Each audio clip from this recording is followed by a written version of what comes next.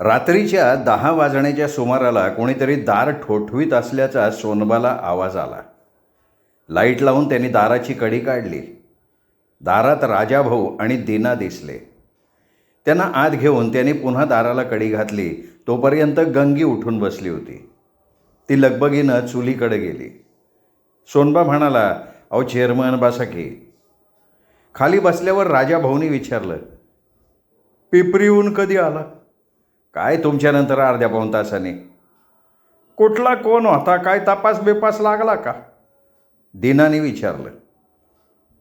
हा लागला पिपरीचा तुका सातव होता. जगल ना? दीनाने एक एक प्रश्न विचारायला सुरुवात केली. काय सांगता येत नाही हो. जाम मार लागलाय त्याला. 2-3 तरी बरगड्या मोडल्या असणार त्याच्या. दवाखान्यात न्यालाय का? न्याला ना. अहो तुम्ही आल्यावर 10 मिनिटांनी नेमकी पिपरीच्या सरपंचाची जीप आली. तिच्यामध्ये घातला आणि कोळवणला न्याला. तुला काय काय विचारलं त्याने? कुणी कधी कसं उडवलं ते विचारलं. उडवल्यावर तुका सातव शुद्धी होता का ते बी विचारलं. मला म्हणले कोळवणला चल. बरंच काय काय विचारत होते. अहो तू काय उत्तर दिलं? घाबरल्या कारणाने मी काय पण बोललो नाही. उद्या नाही तर परवाच्याला पोलीस येतील जबानी घ्यायला. त्यावेळी जे सांगायचे ते सांगता येईल. आपण काळीज अजून धडधडते बरं का. सोनबा आमचं धाबं दानानलेलं आहे. राजाभाऊ मध्येच कंपित स्वरात म्हणाला. विचार करू नका. कसं आहे, तुका सातव जागला तर काहून जाईल, पण जर का मेला बेला तर मात्र काही दडगत नाही. हे बघ सोनबा, तो अपघात प्रत्यक्ष डोळ्यांनी बघणारा फक्त तूच आहे. अहो तुम्ही आल्यावर पिपरी गावाकडून 2 जण आले. त्यांनी बी अपघात पाहिलेला असणार आहे.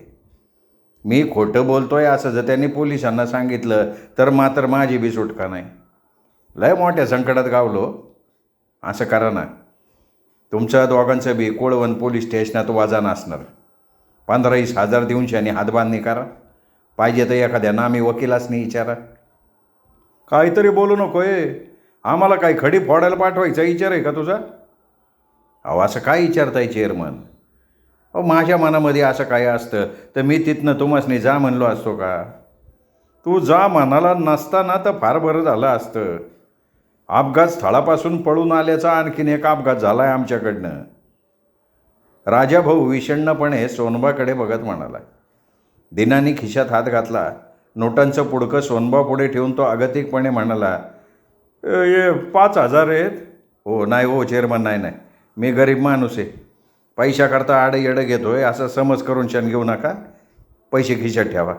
अहो तुम्हाकडून पैसे घ्यायचा विचार माझ्या स्वप्नात बी येणार नाही. अरे ते आम्हाला माहिती नाही का? असं बघ, पोलीस वकील काय आमचे फुकटात सुटका नाही करणार. पैसे त्यांना देण्यापेक्षा तुला दिलेले काय वाईट आहे? उद्या आणखीन 5,000 पाठवून देतो. तुला जो जबाब द्यायचा असेल तो दे. असं म्हणून दीना उठला. सोनबाई झटकन उठला आणि म्हणला, अहो असं काय करताय चेअरमन? अहो तुम्ही राग मानू नका हो. हे बघा, जे काय सांगायचे ते मी सांगेन, पण हे पैसे ठेवून शनी जाऊ नका. पाया पडतो मी तुमच्या. अरे मी रागवलो नाही सोनबा. स्वखुशीने मी पैसे दिले तुला. आणि दिल्लं दान परत घ्यायचा आमचा काही रिवाज नाही. नाही चेअरमन, अहो 15 वर्षापासून मी तुमच्या गावामध्ये सचोटीनं पोट भरतोय. माझ्या या सचोटीला कलंक नका लावू. अहो राजाभाऊ तुम्ही तरी काहीतरी सांगायच नाही. सोनबा हात जोडून गायावाया करत म्हणाला, नाही रे चेअरमन, माझं काय ऐकणार नाही. चेअरमन आहे का माझं? अहो तुमचे पैसे घेतले तर तुम्हासनी तोंड दाखवाय मला जागा राहणार नाही. सोनबा तुझं मी काय बी ऐकणार नाही. आम्ही अपराधी आहे. तुझा काय दोष आहे? तू तोंड नको दाखवू. आम्ही तुझं तोंड बघायला येऊ, आहे का नाही? त्यानंतर सोनबाचे 3-4 दिवस अतिशय धामधुमीत गेले. दुसऱ्या दिवशी सकाळी 8च्या सुमाराला कोळवण पोलीस स्टेशनची गाडी सोनबाला न्यायला आली. घाबरून जाण्याचं काही कारणच नव्हतं. गंगीलाही अगोदर सांगून ठेवलं होतं. तो शांतपणे गाडीत जाऊन बसला. कोळवणपर्यंत विचार करायला आणखीन कालावधी मिळाला. 11 वाजल्यानंतर त्याला फौजदार साहेबांपुढे उभं करण्यात आलं. त्या साहेबांनी जणू काय सोनबाच अपराधी आहे अशा आविर्भावात प्रश्न विचारले, पण सोनबा काही डगमगला नाही. पोलीस स्टेशन त्याला नवीन नव्हतं. त्यांनी साहेबांच्या सर्व प्रश्नांची सडेतोड उत्तरं दिली. काहीच धागादोरा हाती लागे ना म्हणून फौजदार साहेबांनी प्रश्नांचा मारा सुरू केला. तेव्हा सोनबा हात जोडून शांतपणे म्हणाला, मला माफ करा साहेब. जखमी माणसाला मदत करायचा गुन्हा मी करायलाच नको आता. त्याला तळमळताना बघून मी लांब निघून जायला पाहिलं होतं मी. तुका तात्याला कोणी उडवलं याचा शोध घ्यायचं काम माझं आहे का? मी उडवलं का त्यासनी? मला तर सायकल बी नाही चालवता येत. तुम्ही न कारण माझ्यावर कशा पायी वाईट टाकताय? फौजदार साहेबांनी थक्क होऊन त्याच्याकडे बघितलं. त्यांना स्वतःची चूक उमगली. माणूस फार बिलंदर दिसतोय असं ते मनात म्हणाले असणार. दुपारी 2 वाजता सोनबाला घरी जायला परवानगी मिळाली. आधी तो एका हॉटेलात गेला, भरपूर नाश्ता केला आणि मग सरकारी दवाखान्याकडे गेला. तुका 7वाला दवाखान्यात ॲडमिट केल्यानंतर तासाभराने तो शुद्धीवर आला होता. सोनबाला पाहून त्याच्या घरच्यांना आनंद झाला. त्यांनी त्याचा आपलेपणानं आभार मानले. तुका 7वला त्यांनी मुद्दाम एक प्रश्न केला, मोटरसायकल स्वारांना तुम्ही ओळखू शकाल का? जाऊ द्या हो पाहुणं, जीव वाचला हे काही थोडं आहे का? ते काळे होते का गोरे हे पण मी पाहिलेलं नाही. अचानक समोर आले न ते. करंजावण्याला परतायला सोनबाला सायंकाळचे 5 वाजले. दिवस मावळेपर्यंत 5-6 हितचिंतक त्याची चौकशी करून गेले. सोनबाच्या हातून काहीतरी आगळी घडली असावी म्हणून पोलीस त्याला घेऊन गेले असावेत असे करंजावणेकरांचे तर्कवितर्क चाललेले होते. फौजदार साहेबांपेक्षाही चक्रावून सोडणारे प्रश्न दोघातिघांनी विचारले, पण तो वैतागला मात्र नाही. त्याला मोठी गंमत वाटली. त्यांनी प्रत्येकाच्या अशा काही फिरक्या घेतल्या की गंगीला अनेकदा तोंडात पदराचा बोळा धरायला लागला. सारं करंजावणं सामसूम झाल्यानंतर आदल्या दिवसाप्रमाणे 10-10:30च्या दरम्यान राजाभाऊ आणि दीना दुसऱ्यांदा त्याच्या समाचाराला आले. कबूल केलेली 5,000ची बाकी देण्याच्या निमित्ताने ते आले होते, पण खरं म्हणजे कोळवणला काय घडलं याची चौकशी करायला ते आले होते. बैठक सुरू झाल्यावर सोनबाने त्यांना आधी फौजदार साहेबांपुढे दिलेली जबाने तिखट मीठ लावून अतिशय रंगवून सांगितली. फौजदारांनी त्याला फसवायचा कसा प्रयास केला, त्यांनी साहेबांना कसं चकवलं वगैरे सागरसंगीत इतिहास ऐकून शेवटी तो साळसूतपणे म्हणाला, चेअरमन राजाभाऊ, मी तुमच्या वाचनातनं सुटलो बरं का. लय तारावरची कसरत करायला लागली. मेहरबानी तुका 7 वाचलाय. 2 जागी ऑपरेशन करायला लागले. 1.5-2 महिने हालचाल करता येणार नाही. मी आला असताना तर पोलिसांनी आसपासच्या समध्या मोटरसायकलवाल्यांची कसून तपासणी केली असती. आता तुम्ही कोळवणला एवढ्यात जायचं नाही. 1-2 महिने गाडी फिरवी नका. मी होतो म्हणूनशान तुम्ही वाचलाय. शिरविंतीची दोंदी लय वाईट. ती दोंदी माणसाला माणसातनं उठवती. बऱ्या वाईटाचा विचारच करत नाही. ती पाप करायला लावती. राग मानू नका, मी कोणी महात्मा नाही. तुमच्या चरणाची धूळच आहे मी. येळ आली म्हणून शान मी सांगतोय. तुम्ही कसं वागता याचा वाईच विचार करा. बाई बाटलीच्या नादाने आज पत्र कोणाचं बी कल्याण झालेलं नाही. तुम्ही जे सुख शोधताय ते बाजारामध्ये नाही, ते घरामध्येच आहे. लक्ष्मी लय चंचल असते हो. चांगल्या कामाकरता तिचा वापर केला तर ती आपल्याकडं राहते. मी रगड रावाचे रंक झालेले बघितलेत. शिकले सवरलेली मोठ्या घरची तुम्ही शहाणी माणसं आहे. गावामध्ये तुम्हासनी जो मान आहे त्याचा तरी विचार करा की. आमच्यासारख्यांना मान वर करून तुमच्याकडं पागायची संधी कशा पाहिजे आता हो तुम्ही? अरे पुरं झालं बाबा स्वानबा, आम्हाला आणखीन लाजवू नको. आमच्या चुका सांगणारा आजपर्यंत कोणी भेटलाच नाही. आम्ही चुकलो, लई चुका केल्या, पण त्या सुधारण्याचा आम्ही प्रयत्न नक्की करू. आज तू आम्हाला मोठ्या संकटातनं वाचवलं आहे. जर आमच्या हातात बेड्या पाडल्या असत्या तर काय घडलं असतं याची कल्पना बी करवत नाही. अरे कधी फेडता येणार नाही असे आमच्यावर तू अनंत उपकार केलेत. कोणच्या शब्दात तुझे आभार मानावे ते बी कळना. काल रात्री आणखीन 5,000 देण्याचं आम्ही कबूल केलं होतं. आम्ही घेऊन आलेलो आहे. तुझ्या फाटक्या प्रपंचाला मदत म्हणून त्याचा आनंदाने स्वीकार कर. आमचं नाव न घेण्याविषयी काल तुला आम्ही हक्काने सांगितलं होतं, म्हणून तुझी वणवण थोडीफार कमी करण्याकरता आम्ही आमचं कर्तव्य करतोय. नाही म्हणू नको बाबा. दीना बोलायचं थांबताच गंगीनी चहाचे कप त्यांच्या पुढे ठेवले. ते घराबाहेर पडेपर्यंत सोनबानं पुढ्यातल्या नोटांना स्पर्शही केला नाही. गंगीनी कब्बशा विसळल्या. दाराला कडी घालताना ती म्हणाली, कामाले बाय तुम्हा मोर, लोकांसनी शेंडी लावाय तुम्हा कसं जमतं ते कालपासून प्रत्यक्ष बघती मी. तुमचं तर वकिलाच्यावर डोकं चालतंय. अगं लोक बळवून पैसे देतात, दे ट्रंकमध्ये ठेवून दे, उद्याच्याला खामगावला जाऊन बँकेमध्ये ठेवून येतो. हां तसंच करा. तुम्हासनी काही कळत नाही असं म्हणत आजपतूर मी तुम्हाला हिनवत आले. तुम्ही जे सपान पाकताय ना ते तुम्ही खरं केल्या बिगर राहणार नाही असं आता मला बी वाटायला लागलं आहे. अगं नुसते पैसे मिळवून स्वप्न पुरी नाही होत गंगे. दुसऱ्या दिवशी ट्रंकेतली सगळी रक्कम आणि पासबुकं घेऊन 10च्या गाडीनं सोनबा खामगावला गेला. सावकार पुढे गेले होते. त्यांनी बखळीचं खरेदी खत टाईप करून घेतलेलं होतं. कोर्टाच्या आवारात त्यांची 11:30 वाजता भेट झाली. पहिल्यांदा रजिस्ट्रारसमोर खरेदी खत करून घेतलं. बाहेर आल्याबरोबर त्यांनी सोनबाला उर्वरित 10,000 दिले. मग तो बँकेत गेला. जवळ खर्चापुरते पैसे ठेवून बाकीची रक्कम बँकेत जमा केली. चहापाणी करून सावकारांनी सांगितलेल्या दुकानात गेला. सावकारांची बरीच मोठी खरेदी होती. ती उरकता 5 वाजले. त्यांच्या टेम्पोतच तो करंजावण्याला आला. तो घरात शिरला तेव्हा दिवस मावळून गेला होता. तिसरा दिवस उगवला.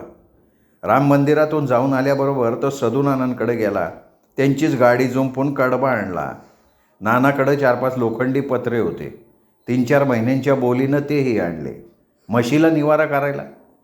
माळ्यावर एका बाजूला गोवऱ्यांसाठी जागा ठेवून दुसऱ्या बाजूला गंगीच्या मदतीनं कडबार रचला. त्यानंतर जेवण केलं, तासभर विश्रांती केली. मग माळ्यावरच्या मांडवासाठी जे 2 चांगले वासे होते ते काढले. पाटलांच्या वाड्यातनं आणखीन 4 आणले. बजरंग आणि सरपंचाकडनं 2-2 मेढी आणल्या. दिवस कधी मावळला ते समजलं पण नाही. चौथ्या दिवशी गुणाला मदतीला घेतलं. दुपारपर्यंत अंगणात म्हशीसाठी झकासपैकी निवारा केला. संध्याकाळी म्हैस आणून दावणीला बांधल्यानंतरच त्याला सुटका झाल्यासारखं वाटलं. गंगी त्याच्यावर बेहद्द खुश होती. गुणा स्टँडकडे गेल्यानंतर खुशी व्यक्त करण्यासाठी ती नवऱ्याला म्हणाली, अंड्याचं कालवण करू का? किती आहेत? काय 8-10 असतील. मग हरकत नाही, चांगलं झणझणीत झालं पाहिजे. सोनबा डोक्यावर टोपी ठेवत म्हणाला, आता आणि कुठं निघाला? अगं वाईच बाहेर जाऊन शेण येतो. काय नको, बसा खाली. हातापायसनी दम कसा नाही हो? किती धावाधावी करायची? आजारी बिजारी पडायचा विचार आहे का? अगं भोसले गुरुजी का माझं काम होतं, रोज जाईन म्हणतोय, पण त्यांच्याकडे जायला जमतच नाही. उद्याच्याला सकाळी उठल्याबरोबर जावा. इथं या, चुली मोर बसा. गंगीने त्याला बाहेर जायला सपशेल नकार दिला. काय विचार काय आहे तुझा? चुलीपुढं बैठक मारल्यानंतर नेत्रपल्लवी करत सोनबानं विचारलं, विचार कोणता बी नाही, विनाकारण जिबल्याचं आठवू नका. तुमची सारखी धावाधाव चालली म्हणून च्यानी बसा म्हणले. अगं आता तरी आदनमधनं विश्रांती मिळती, दिवाळीपासून ती बी मिळणार नाही. म्हणजे काय करायचं ठरवले? हेच की, घर उस्तारायचं आणि एखादी म्हैस घ्यायची, डेअरीला दूध लावायचं. सोनबानं थाप मारली. सावकाराच्या बखळीबद्दल तिला लगेच सांगायचं नव्हतं. घरामागं चांगला गोठा बांधाय पाहिजे. बांधू की, आणि काय सुचलं तर सांग, ते बी करू. आता माझ्या प्रश्नाचं उत्तर दे. कोणत्या हो? चुली मोर बसताना विचारला त्या. तुमचं कौतिक कसं करावं असं मनामध्ये सारखं येत होतं. त्याच्या याच्याकरता खुश आहे वय. आपल्या धर्मामध्ये बायकोला अर्धांगी म्हणते. सुखामध्ये दुःखामध्ये समजा ती वाटकरी असती. आपल्या परपंचाकरता तुम्ही काय केलं असेल त्याची या 7-8 दिवसामध्ये खरी कल्पना आली मला.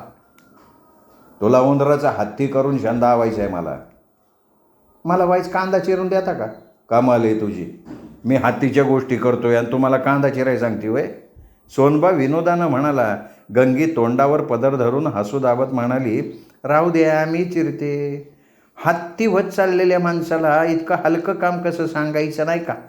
तिनेही त्याची फिरकी घेतली. गंगे, तू याकरता मला हितं बसा म्हणली का? याकरता नाही हो, तुम्ही बाहेर जाऊ नये म्हणून. त्या गोष्टीला अजून चिकारी येळे. तुम्हासनी दुसरं काय सुचतच नाही का? कसलं चळ भरलाय? दुसरं काय सुचाय पाहिजे सांग बरं. म्हशीची दार काढून आणा. जमणार नाही, ते काम तुझं आहे. मी घरी असतो नसतो. तुम्ही मोहर तर उभं राहा. पाय बी उचललं तर मी काढते धार. अशा प्रकारे गंगी सोनबाच्या जीवनात एक दिवस सोन्याच्या पावलांनी प्रवेश करत होता. रोज नवा आनंद देऊन मावळत होता. त्यांच्यावरती नवचैतन्याची बरसात करत होता. गेल्या 15 वर्षातल्या कटू आठवणींचा काळा भूतकाळ विसरायचा होता. सुखासमाधानाची चित्र रंगवायची होती. लग्नसराई संपली होती. रोहिणी नक्षत्रात 3-4 वळीव कोसळले होते. शेतांच्या मशागतीची कामं चालू झाली होती. घरांच्या शाकारण्या सुरू झाल्या होत्या. वैरणकाडी, गुरंढोरं, गोवऱ्यांचं कलवड, गोठ्यांची सप्रं, ही सगळी व्यवस्था करण्यासाठी सगळ्यांची एकच धांदल उडाली होती. सोनबाची रोजची कामं चालू होती. 4 पैसे मिळाले म्हणून त्यांनी त्यात खंड पाडला नव्हता. मृगनक्षत्राला 2-4 दिवसांचा अवधी होता. घराचं छप्पर शाकारण्याचं गंगिनीसारखं टुमणं लावलं होतं म्हणून एक दिवशी सोनबाने गुणाला मदतीला घेतलं. सपराची शाकारणी सुरू केली. 11 वाजण्याच्या सुमाराला गंगिनी त्यांना जेवायला हाक मारली म्हणून हातातलं काम तसंच ठेवून ते खाली उतरले. हातपाय धुण्यासाठी तिने पाण्याची बादली बाहेर अंगणात आणली. त्यांचे हातपाय धुवून होईपर्यंत तिने ताटं केली. जेवताना त्यांच्या थट्टा मस्करीला ऊत आला. सोनबानं गंगीबरोबर गुणाच्याही फिरक्या घेतल्या तेव्हा गंगी म्हणाली, दुसऱ्याची थट्टा मस्करी करताना येळ काळ पगत जावा. तुमचा उथाळपणा कधी संपायचा हो? लहान पोरावानी वागणं तुम्हासनी सोबत नाही. आता तुम्ही स्वतःला बदलून घेतलं पाहिजे. अशा वागण्यामुळं बारीक पोरं देखील चव वाळगतात आपली. सोनबाची एकदम ट्यूब पेटली. गंगीचा सल्ला त्याला अतिशय मोलाचा वाटला होता. तो मनोमन म्हणाला, गंगी म्हणती ते बरोबर आहे. आपण आपला उथळपणा खरोखर कमी केला पाहिजे. भोसले गुरुजी बी असंच म्हणले होते. जेवण होताच ते अंगणात आले. बिडी ओढून झाल्यावर गुणा छपरावर चढला. सोनबाचं म्हशीकडे लक्ष गेलं. तिच्यापुढे कडब्याचं एकही ताट नव्हतं. एखादी पेंढी तोडून टाकावी असा त्याच्या मनात विचार आला. सकाळी माळ्यावरून काढून ठेवलेली कडब्याची पेंढी आणि कुऱ्हाड घेऊन तो बाहेर यायला लागला. चालताना उंबऱ्याला ठेच लागली. अडखळलेला पाय उंबऱ्याबाहेर टाकताना हातातलं कुऱ्हाडीचं पातं नेमकं पायाच्या अंगठ्यावर पडलं. आई ग असं म्हणून तो मटकन खाली बसला. रक्त भळाभळा वाहायला लागलं होतं. हाताच्या अंगठ्यानं जखम दाबून धरून त्यांनी गंगीला फडका आणायला सांगितलं. जखमेतून वाहणारं रक्त बघताना तिच्या डोळ्यात टचकन पाणी आलं. रक्त वाहणं जसं थांबे ना तशी ती म्हणाली, डॉक्टर असतील दवाखान्याकडे जाऊन या. अगं कितीशी जखम आहे. दगडी पाला बांधला का 2 दिवसात बरी होती. कुऱ्हाड लागली या. अगोदर दवाखान्यात गेला तर 2 दिवसात बरं तरी होईन. जातो बाई जातो. हात धुवायला पाणी आण. मी येऊ का तुमच्याबरोबर? त्याच्या हातावर पाणी घालत तिने काळजीच्या स्वरात विचारलं, तुझं काय काम आहे तिथं? तू गुणाला काय पाहिजे नको ते बघ. एवढ्याच्या जखमेचं कौतुक करून शाने घ्यायचं नाही मला. थोडा थोडा पाऊस येतोय, छत्री घेऊन जावा. जखमेला पाणी नको लागायला. किती काळजी करते ग तू. काळजी करायला हाय कोण दुसरं? सोनबा झिमझिम पावसात डोक्यावर छत्री घेऊन निघाला. आस्ते आस्ते आडव्या पेठेला लागला. चावडी मागील मोहिते डॉक्टरांच्या दवाखान्याकडे गेला. 12 वाजून गेले होते. शाळा भरल्या होत्या. शेतांची कामं सुरू झाल्यामुळं सारी आडवी पेठ निर्मनुष्य होती. दवाखान्यासमोरचं पोस्ट ऑफिससुद्धा बंद झालेलं होतं. दवाखान्याचं दार लोटलेलं होतं. पेशंट नसतील. पावसाचं थेंब आत येऊ नये म्हणून त्याने दार लोटून घेतला असावं असा सोनबाचा ग्रह. त्यांनी छत्री मिटली. ती पाणी निथळण्यासाठी दारालगत उभी करत असताना आतली कुजबूज कानावर आली. त्यांनी हलक्या हाताने दार ढकललं. पार्टिशनच्या आतमध्ये खेळ चाललेला होता. त्या नादात आतल्या जोडीला बाहेरचा कानोसा आला नाही. सोनबा मांजराच्या पावलांनी दबकत दबकत पार्टिशनच्या दाराजवळ गेला. आत खसखस पिकली होती. त्यांनी श्वास रोखून धरला. आतला कानोसा घ्यायला सुरुवात केली. मोहिते डॉक्टरांची रखमीच्या बरोबर प्रणय क्रीडा रंगात आलेली होती. ती बहुतेक त्याच्या मिठीत असावी. दाराच्या फटीतून आत डोकावण्याचा त्याने आतताईपणा केला नाही. ती लाडे लाडे डॉक्टरांना म्हणत होती, बाहेरचं दार नुसतं लोटून घेतलंय, कडी घालाय पाहिजे होती. तर अशा पावसात कोण येते मारायला? पण मला भ्या वाटते ना. गेली 3 वर्ष तुझं हेच वाक्य ऐकतोय. फार भित्री बागोबाई आहे तू. किती आवडतं आहे. त्याच्याशिवाय गंमत येत नाही. डॉक्टरीन बाईबरोबर पण असंच करता का? तिला तर हात लावा असं वाटत नाही मला. सोनबानं संधी वाया घालवली नाही. पार्टिशनचं दार ढकलून त्यांनी सरळ आत पाय टाकला. आजाऱ्यांना तपासण्याच्या बाकावर रखमी उताणी पडली होती. तिचा पदर खाली लोळत होता. पातळ वरती सरकलं होतं. नितळ मांड्या जवानीची साक्ष देत होत्या. त्यांच्याशी नजरानजर होताच योजल्याप्रमाणे सोनबा गरकन फिरला, बाहेर आला, गालात हसत बाहेरच्या बाकावर येऊन बसला. हीच तेवढी महत्त्वाची शिकार करायची राहिलेली होती. तिची अशी अचानक पारध करायला मिळाल्यामुळे सोनबाला जे काही वाटलं होतं त्याचं वर्णन नाही करता येणार. त्याच्या मनात आलं, बरं झालं गंगीला बरोबर आणलं नाही. ती आली असती तर अशी नामी संधी हुकली असती.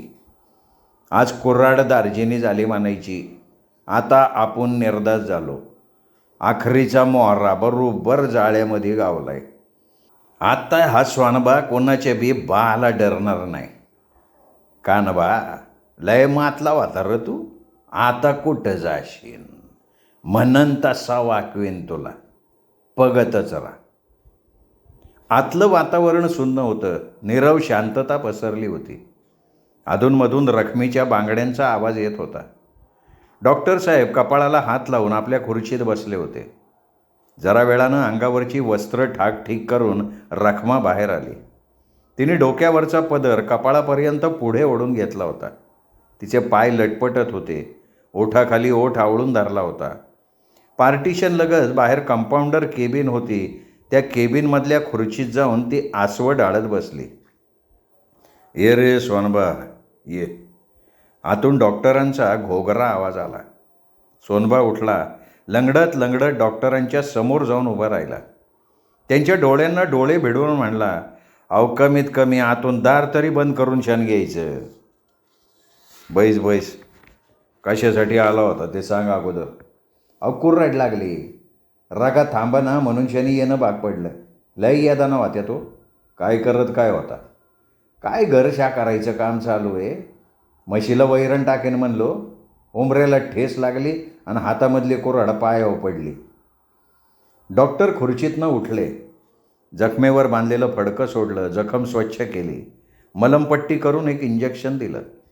रखमीला 3 दिवसांच्या 2 प्रकारच्या गोळ्या बांधायला सांगितल्या.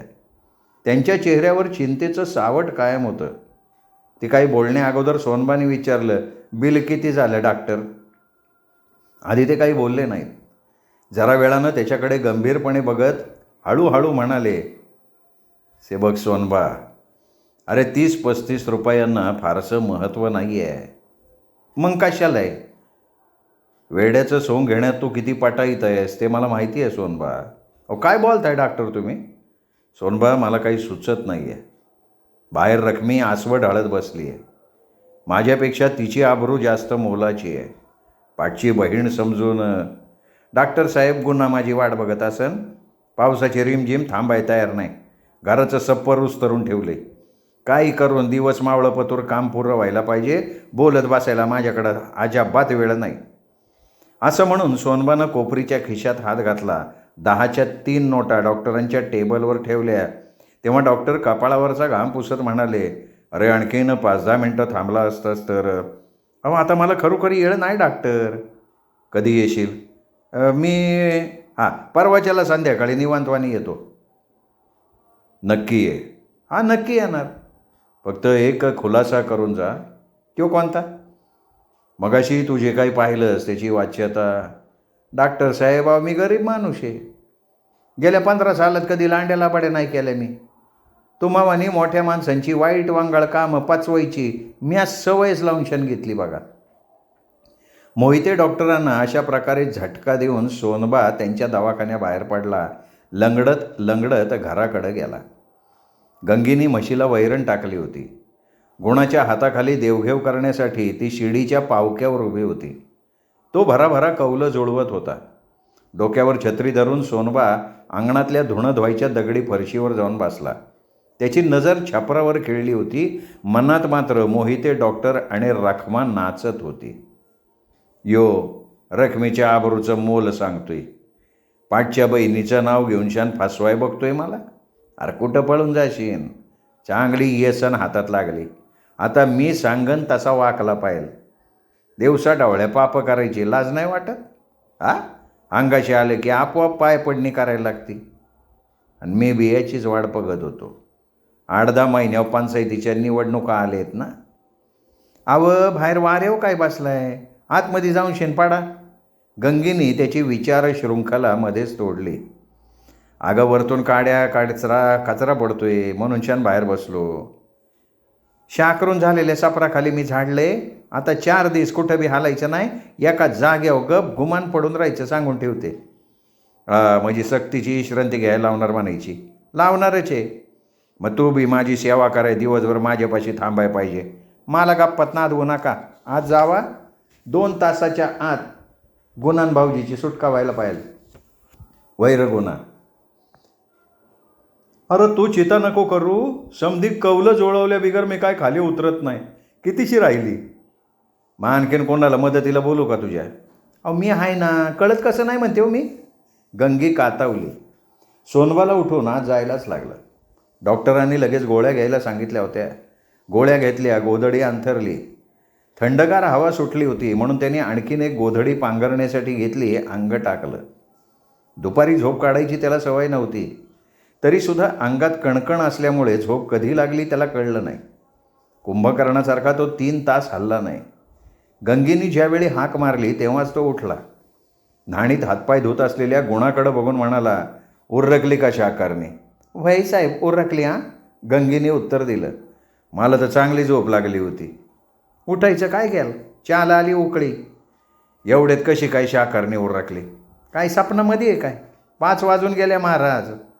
सोनबानं बाहेर डोकावलं. पाऊस थांबला होता. छानसं ऊन पडलेलं दिसत होतं. दिवस खरोखरच मावळतीच्या क्षितिजाकडे झोकला होता. माघारी वळत तो म्हणला, बर्र गुणा, मी गोळणा करतो. गंगे, चहा दे गुणाला. गुणा चहा घेत असताना त्याच्याजवळ बसत तो म्हणाला, गंगे, गुणाला ट्रंकमधनं 50 रुपये काढून शान दे. तुझ्याकडनं पैसे नाही घेणार सोनबा. असं म्हणू नको गुणा.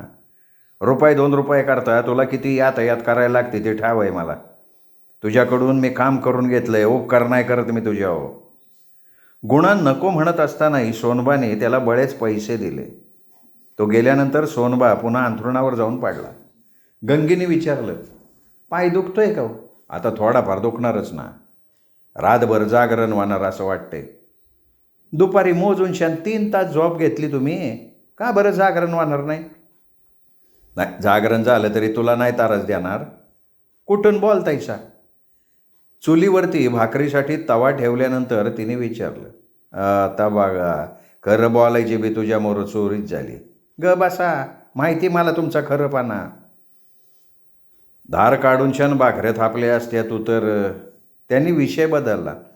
3 भाकऱ्या थापाय कितीसा वेळ लागतोय? आत्ता वतीन.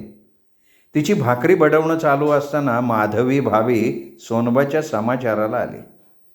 त्यांना दारात बघताच तो उठून बसला.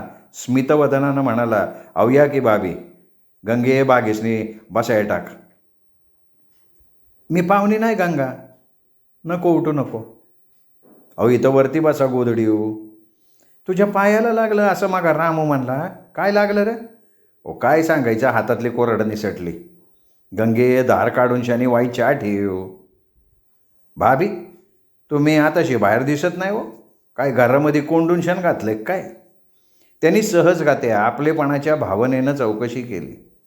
अरे सोनबा, मी स्वतःला कोंडूनच घेतलंय. आता जगण्यासारखं काय राहिलंच नाही असं वाटायला लागलंय मला. माझ्याकडे सगळं आहे सोनबा, पण सुख समाधान ज्याला म्हणतात ना तेच नाही बघ. रोजच्या कटकटीने जीव कसा हैराण झालाय. माधवी भाभी विषण्णपणे म्हणाली, अवमानाव झालेल्या जखमा बारावायला येळ लागतोय भाभी. सुख समाधान मागणी करून शान किंवा कटकटी करून शान नाही मिळत. फुलावानी फुलपाखरावानी माणसाचं जीवन लय सुंदर असतं. सुखाचा शोध अजून घ्यायचा असतो. सोनबा विचारपूर्वक म्हणाला. त्याच्या बोलण्यातली खोच भाभींना उमजली असावी. गंगीच्या मात्र सगळं डोक्यावरनं गेलं. आमची जातवाली माणसं सुख समाधान पैशात मोजतात. फुलपाखरू त्यांना कधी बघायला बी भेटत नाही. आणि मी नेमकी त्याच्या विरुद्ध आहे. तुझ्याकडं पैसा नाही आहे, पण तू आमच्यापेक्षा लय सुखी आहे. गंगी धार काढायला बाहेर गेल्यावर भाभी म्हणाल्या, बापूसाहेबाचं अजून समाधान झालं नाही वय? सोनबानं हळू आवाजात विचारलं. अरे फुटलेली काच आहे, जोडता येते का? आणि जोडली तरी ताडा मागं राहतो सोनवा. ज्यावेळी मला गरज होती त्यावेळी मागणी करून सुद्धा मिळालं नाही. आता मला गरज राहिली नाही. शिसारी आली म्हणून तर कटकटी वाढल्या. पण भाभी थोडीफार तडजोड करायला पाहिजे ना. कशी करू? सावकारानं केलेल्या एकूण एक पापाची भूतं सारखी नजरेपुढं नाचायला लागतात माझ्या. त्या भूतांना नजरे आडतं नाही ना करता येत. भाभी आपल्या माणसाचा एवढा तिरस्कार नाही करायचा हो. आपलं कोण परकं कोण कळण असं झालं आहे मला. मन हलकं करण्यासाठी तुझ्याकडं आले. तुझा पायबार आहे ना, काही जखम लय मोठी नाही हो, पण 4-6 दिवसाचं दुखणं मात्र झालं आहे. सखाच्या सलून शेजारचा आमचा बखळीचा तू कागद करून घेतला म्हणे. वय बापूसाहेबांची 10 वेळा पाय पडणी केली तेव्हा तेसनी दया आली. पै पै करून छान साठवलेले 2,000 देऊन मोकळा झालो. गंगी आ वासून त्याच्याकडे बघत होती. तिला आणखीन एक धक्का बसला होता. अंथरुणावर अंग टाकल्यावर तिने विचारलं, सावकाराची बखळ कधी घेतली हो? झाले की 15 दिवस. मला कसं सांगितलं नाही? लगे बोबाटा करायचा नव्हता म्हणून नाही बोललो मी. गंगीला उलगडा झाला नाही. भलं मोठं प्रश्नचिन्ह त्याला तिच्या डोळ्यात दिसलं. तो तिच्या अंगावर हात टाकून म्हणला, आता वन करायचा कटाळा आलाय गंगे. आपण हाटील घालायचं. लोकांचे बांध घासण्याऐवजी तुम्हाला भजी वडं लाडू जिलबी करायला मदत करायची. गंगी असं म्हणतात विहार करायला लागली. सोनबा हळूच म्हणाला, आणि हॉटेलचं नाव काय ठेवायचं आपल्या माहिती आहे का? काय ठेवणार? गंगा विहार. कसं काय? गंगी त्याच्या कुशीतच शिरली. श्रोते हो, तुम्ही ऐकताय पोपटराव भसे लिखित बिलंदर ही कादंबरी. आज हा 10वा भाग तुम्ही ऐकलात. 11वा भाग ऐकूयात उद्या दीपक रेगे कथाकथन चॅनलवर. नमस्कार.